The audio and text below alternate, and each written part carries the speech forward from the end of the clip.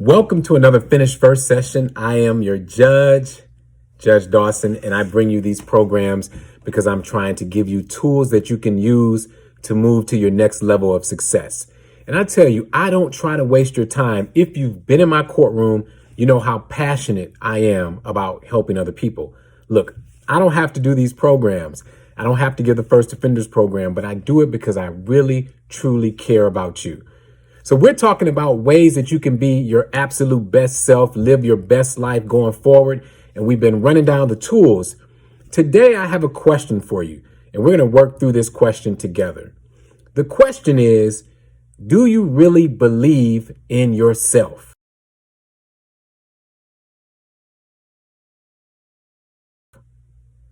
I'm not talking about do you believe in your family, your friends, your girlfriend, your boyfriend, your husband or wife. I mean you. Do you believe in yourself? That is a very important question to ask because it will determine how you move to your next level of greatness. So let's talk about it. Let me put it really bluntly to you. If your mindset isn't right, if you don't believe in yourself, then oftentimes you'll find yourself in destructive activities and situations. Someone said it best. I don't know who it was that said this, but they said a ghetto mind will produce ghetto results. So if you don't believe in yourself and you are overconsumed about the environment that you grew up in or that you're from quote unquote the ghetto, then that's going to determine how you act and what you do. And then ultimately that will determine the results you get. Now, with that being said, there is absolutely nothing wrong with being from the quote unquote ghetto. If you know my story is I grew up in East Cleveland. And if you know anything about East Cleveland, you know it's one of the most impoverished cities in this nation. There's a lot of crime and just a down or negative attitude. But that's how it began. And that doesn't mean they're not good people in the city of East Cleveland. I grew up here. I became a judge. My brother grew up here. He became a TV news anchor for many, many years in the city. So I am a firm believer in the fact that it doesn't matter where you come from. Your environment can be toxic. Your environment can be destructive. But that's when it takes these things that we're doing right now to take you to the next level. The more you are aware of your potential for greatness, the sooner you'll get there and you will not be stopped. So that's why it's important for us to have this conversation about your mentality and whether or not you truly believe in yourself. Let's continue down this path of determining whether or not you really believe in yourself. And again, I'm not doing this to front you. I'm not doing this to embarrass you, but important to being successful is believing that you can be successful. Like before you graduate from high school, you have to know, or it's good to know that you actually can do it. Before you go up for that jump shot, it's good to know that you've practiced enough that you can do it. So the key here is figuring out how do you tap into that strong inner belief in yourself. So the question is, do you believe in yourself? And this is how you can find out. First step, look at the words that you use every single day when you describe who you are. Look at those words every day that you use when you describe who you are. Are you using words that empower you? Are you using words that if somebody else heard it, they'd be like, man, that's a cool person, or that's a fantastic person? Or are you using words about yourself that bring you down? Because the words that you speak is really energy that you are creating and you're bringing it from the inside out. So first thing to do is look at the words that you use. Now, another thing you can do, number 2, is analyze the words that people use when they speak to you or about you. Now, the thing is, you won't know what people are saying about you. Not oftentimes, because most people, they talk about you, they hate on you, and you would never know it. But if you are privy to that information, that's something that you can use to analyze whether or not you've shown them the type of energy that says, yes, I believe in myself. So when people talk about you, you know it. Or what about the energy and the words that people are using when they are around you? Because that's going to show you really how they feel about you, and how they feel about you is truly a reflection of what you have shown them. So how they treat you and how they speak about you or speak to you will be a reflection of what you've shown them is acceptable to you. What is acceptable to you indicates whether or not you believe in your ability to be great, or you believe in your ability to be right where you are.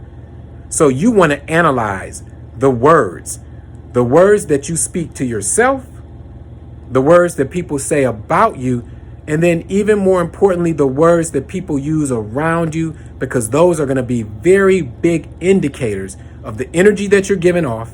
And remember, the energy that you're giving off indicates whether or not you believe in yourself. Next up, look at the actions that you've taken over the last 30 days, the last 2 weeks, heck, the last week, or even just yesterday. What are the actions that you've been taking? Do they speak to the fact that you believe in your greatness and you believe that you can be on another level? Or are you doing things that you know you shouldn't do? Things that can cause you to be in jail, or that can just lower your ability to tap into opportunity. Let me give you an example. When people use social media, and we know we all have access to it, and that can be good or bad, a lot of times we are reckless with our comments and reckless with our posts. So you're doing things that are going to diminish your ability to tap into opportunities. So when I say, look at what you've done over the past 24 hours, did you post something on social media that when it's read by a potential employer or somebody who can refer you to a job, if they go to your site and they see that crazy stuff you put up, are you diminishing your chance for your future? So when you want to talk about whether or not you really believe in your ability to be great, analyze your actions. What have you done over the last 24 hours, 2 weeks, a month, or even 6 months to show to you and the world that you are serious about being successful? That's how you know whether or not you believe in yourself. Next up, the relationships that you keep, the relationships that you are in. They are a true indicator of where you believe you're going. And see, here's the catch-22. All of us have people in our lives who may not be on the level of our dreams. Maybe you met them when you were at your lowest point. Maybe it's somebody that you've been dragging along since you first started school. Who knows? But there's a relationship there. And I'll tell you, there is a place for those relationships. You don't have to eliminate everybody out your life. But what you have to do is be careful and be mindful of who and what is toxic in your life so that you can make decisions based on that. So when we're talking about whether or not you believe in your ability to be great, I can also look at the relationships that you keep. And again, those could be friendships, but the worst ones and the ones that really need to be looked at are your intimate relationships. Are you intimately involved with somebody who is on your level? And I don't care how much you say you love this person, if they are not on your level, if they are not adding to your ability to be successful, or in the worst case scenario, if they are decreasing your ability to be successful by the way they act, the way they represent you, or something that they're doing, you need to get rid of them. And then we can always take it to the next level. What if that person is just flat out toxic in your life? Maybe they're abusive to you. Physical abuse is absolutely the worst. But just as bad as the physical abuse is the mental and spiritual abuse, because that will drain your soul. That abuse will keep you from accomplishing any of your goals and dreams. So when we talk about relationships, the intimate ones are very important to analyze because, yes, they can bring you down, but they also are an indicator of whether or not you believe in your ability to be great. I mean, how can you believe that you can have a great relationship if you continue to date people who don't give you great relationships? How can you believe that you are going to find your dream husband or wife, but you keep dealing with people that you know are not marrying material? And if you end up marrying them, oh my God, I'm gonna see you in court, right? Domestic violence, all types of issues, because you know it's there. We know the red flags and we see them before we even get in it. So we have to be more diligent about determining whether or not these relationships are good for us, because the relationships that you keep can either elevate you or they can cause you to spiral down into despair. But for purposes of what we're talking about today, The relationships that you are in, yes, they are an indicator of whether or not you believe in your ability to be great. So when I say, do you believe in yourself? But I look at the person next to you and I see that that person is not worthy of your time, then I can't believe that you believe in yourself. Another way you can determine whether or not you really believe in yourself, this is a hard one because we all do it. How many times do you start something, go for a little while, you have a lot of energy, and then you stop? You get up in the morning, you start down the positive track.